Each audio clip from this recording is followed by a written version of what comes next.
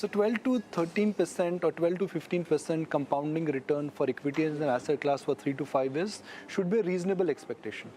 I think, yes, 12% is a very realistic. I think could be slightly more also. I think what is exciting is that India's real growth, which has averaged roughly 6% for last 2 decades, I think that could move to 7-8%. Because what has happened, India has gained competitiveness in manufacturing. India's wage inflation in Asia has been one of the lowest last 10 years. So because we have not done well in manufacturing, if you look at Vietnam, Indonesia, their wages were less than half of India 10 years back. Today they are slightly higher. So because we have not done well in manufacturing, we have gained competitiveness due to lower wages in manufacturing. And apart from that, the large global corporations want to de-risk their supply chain from over-dependence on a single country. And also because of geopolitical reasons post-Ukraine, India is a favored destination. So I think India's time in manufacturing is finally coming. And manufacturing is a much bigger opportunity than services. So just 0.5% of global manufactured exports, just 0.5%, is 4% of India's GDP, which is roughly the same size as software exports out of India.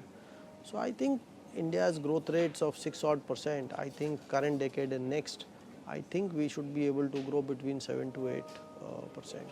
And should that happen, then of course there is slightly higher room for equities to grow. So let's spend some time on manufacturing, because I think from 2019 onwards you've been using the word electronic manufacturing. Nobody ever thought that India could be a net exporter of mobile phones, but you saw that coming, and today we are a net exporter of mobile phones.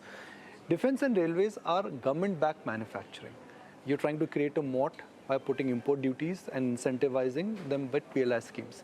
But the real proof of the pudding would be when we are exporting to the world. Which categories of manufacturing do you think in India can really fill that gap where we can be the factory to the world? So I think we have a very big opportunity because we have land, labor, power, technical skills, supportive government, entrepreneurs. In barring the electronics space, where we are yet to create an ecosystem, and we are essentially assemblers right now. But I think barring that, our ecosystem is also reasonably well developed. So I would say whether it is textiles, whether it is engineering goods, whether it is chemicals, pharmaceuticals, in all these spaces, whether it is automobiles. Look at what Mr. Bhargava said recently. Yes. He said new plant dedicated towards exports. In two-wheelers we have done extremely well. So I think all spaces of manufacturing by and large, other than electronics, I think we have reasonable capability and we should do quite well, and we are moving in that direction.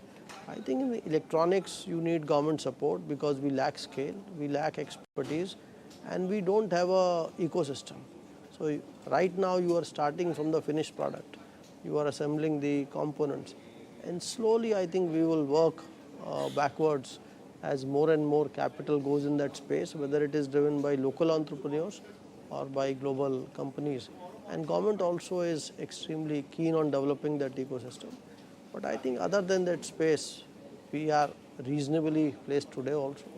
And in that space, we have a lot of work to be done. So let me try and divide your thoughts into categories. Cyclical, structural, and value. I think banks will qualify something which is the structural part of your portfolio. You've been owning banks and you will continue to own banks. We've discussed that. Now let's understand the cyclical part, which is that, Prashant Jain is known for buying out-of-fashion stocks. You've not shied away from buying IT at a decline or pharma when they were out of fashion. What is the cyclical bet in your portfolio, and where do you think there are opportunities there? So Nikunj, this is a unique market, and in my career over 3 decades, there was some sector or the other which was always offering good value, where you could make money not just on growth but also on multiples going up. But first time I am facing an environment where I don't see meaningful scope for multiples to go up in almost any sector. So I think this is a phase of the market. Something will change over time. Some opportunities will emerge. But in this market, profitability is optimal. Valuations are quite optimal. Some sectors which were very expensive, let's say IT, they have derated significantly. Only the consumer space is still one sector where I think the multiples could derate even more. The derating has not been enough. But other than that place where potentially multiples could go down.